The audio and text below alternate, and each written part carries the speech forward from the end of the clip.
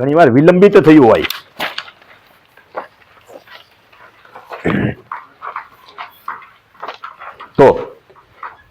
તો વિલંબિત માટે થઈને અમો નીચે સહી કરનાર, શ્રી ખાલી જગ્યા, ઉંમર વર્ષ ખાલી જગ્યા, ધર્મે ખાલી જગ્યા, રહે ખાલી જગ્યા, ગામ ખાલી જગ્યા, તાલુકો જિલ્લો ખાલી જગ્યા, રાજ્ય ખાલી જગ્યા.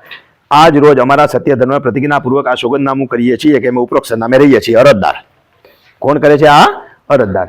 અમારા શ્રી ખાલી જગ્યા કોનું છે?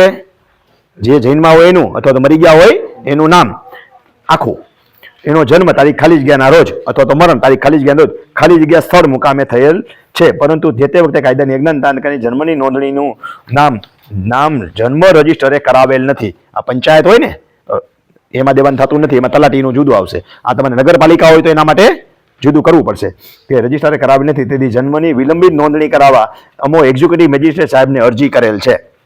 આ અરજીમાં રજૂ કરેલ તમામ વિગતો મારા જાણવા અને માનવા મુજબ ખરી છે. આથી હું સોગંદનામાથી જાહેર કરું છું ખોટું સોગંદનામું કરવું ફોજદારી ગુનો બને છે. તેની મને જાણ છે. ઉપરોક્ત વિગતો મારા જાણવા અને માનવા પ્રમાણે સત્ય છે. ફોટા ચોટાડી દરેક જગ્યાએ આધાર કાર્ડ મૂકી અને એફિડેવિટ કરાવી નાખો. આટલા કાચા ડોક્યુમેન્ટ તમે તૈયાર કર્યા. હવે તમારે હુકમ કરાવવા જવું પડશે. બરોબર છે? હુકમના આધારે જે છે એ અરજી થશે અને અપ્રાપ્યતાનો દાખલો લેવો પડશે તમારે. એટલે પહેલા તો અરજી કરી દીધી મામલતદારને, પછી મામલતદાર કહેશે કે ભાઈ કે પ્રાંતમાં થતું હોય તો ત્યાં પ્રાંતમાં, હજી અમુક જગ્યાએ પ્રાંતમાં થાય છે. આપણે મોટાભાગે મામલતદાર ક્યાંક ક્યાંક પ્રાંતમાં થાય છે.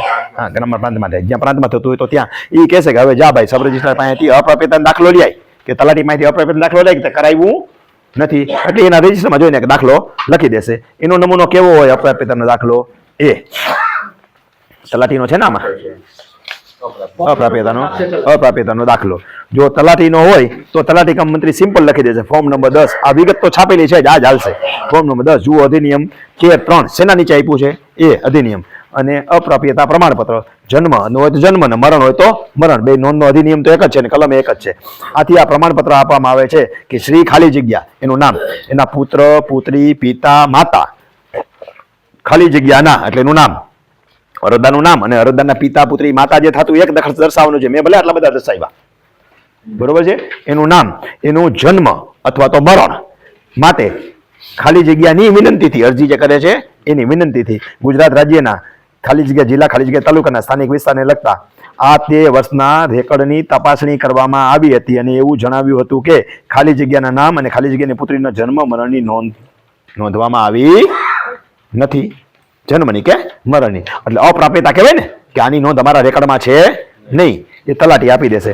નગરપાલિકા હશે તો એ નગરપાલિકા તમને ઓલો જન્મ મરણ નોંધણી રજિસ્ટ્રાર આપી દેશે. બસ હવે તમે અરજી કરી દો. જન્મ મરણ જો રજિસ્ટ્રાર હોય તો રજિસ્ટ્રારને અરજી કરો. ઓલી તલાટીને હતી તો આ આગલી આપી છે ને જે એ રીતે એને અરજી કરી દો, અને એ અરજી કરીને આપશો એટલે એ પાછી જશે મામલતદારમાં, અને મામલતદાર પ્રક્રિયા કરી એને હુકમ કરાવશે.